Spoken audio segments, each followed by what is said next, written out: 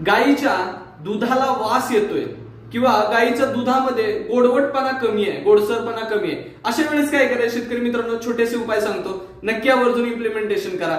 यामध्ये पहिला आहे, याच्यामध्ये गुळ जनावरांच्या खाद्यातून जाणं गरजेचं आहे, मीठ जाणं गरजेचं आहे. या गोष्टींवरती आवर्जून काळजी घ्या.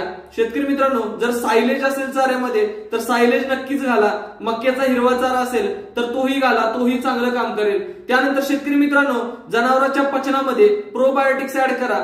जर ते नसतील तर त्याच्याऐवजी आपण घरगुती पाचक सोडा तयार करू शकतो, म्हणजेच पाचक मसाला म्हणतात त्याला, मध्ये हिमालय 32 जसा असतो त्या पद्धतीचा. शेतकरी मित्रांनो, अशा प्रकारचा मसाला कसा बनवायचा हा मी व्हिडिओ मध्ये पुढच्या सांगणार आहे.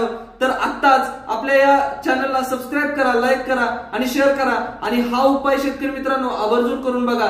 जर तुमच्या जनावरांच्या दुधाचा जर वास येत असेल किंवा जनावरांच्या दुधाची चव जर कडवट लागत असेल तर यामध्ये 100% तुम्हाला बदल दिसेल. कारण शेतकरी मित्रांनो, गोडसर पदार्थ थोडा जरी आला तर जनावरांच्या दुधाची चव बदलते. पूर्वीचे लोक आपल्या गाजर खायला घालायचे जनावराला आणि त्यातून जनावरांच्या दुधाची चव आणि फॅट आणि SNF यामध्ये फरक पडायचा. त्याच पद्धतीनं आपणही हा छोटासा उपाय करून बघूया, नक्कीच फरक पडेल. धन्यवाद.